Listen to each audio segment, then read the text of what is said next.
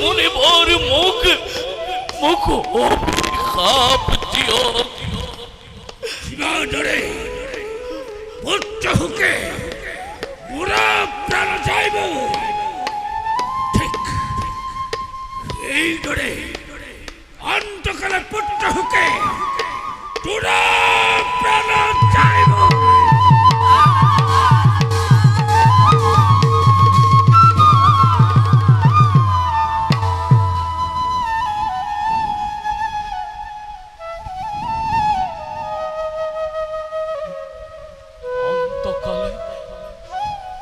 পুত্ৰ শোকে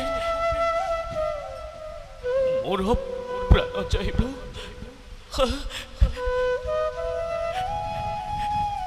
হে তপোধন,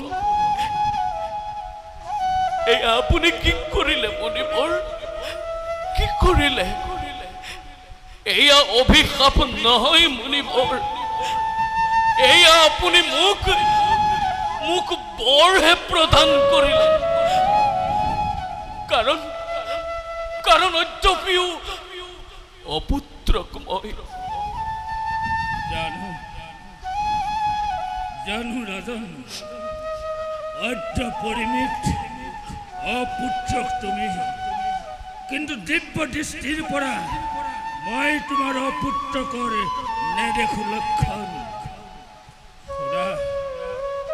শুনা ৰাজন, মুনিবৰ শুনা মোৰ শীত উপদেশ। মাতি আনি ঋষ্যশৃঙ্গ মুনিক তুমি পুত্ৰ লাভৰ বাবে এক মহাযজ্ঞ কৰা আয়োজন।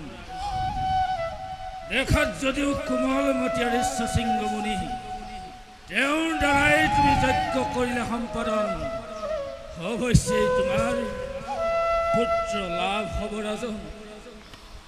আৰু ময়ো তোমাক দিছো আশীৰ্বাদ।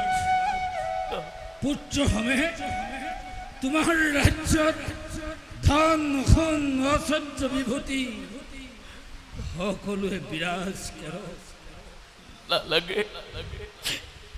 নালাগে মুনিবৰ, নিবিচাৰো আৰু একোকে মই। নালাগে মোক পুত্ৰ ৰাজ্য ধন,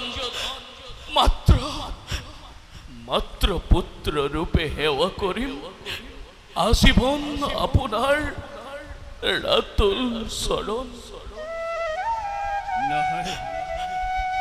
নহয় ৰাজন, যন্ত্ৰণাময় জীৱনৰ অৱসান ঘটোৱাৰ এয়াই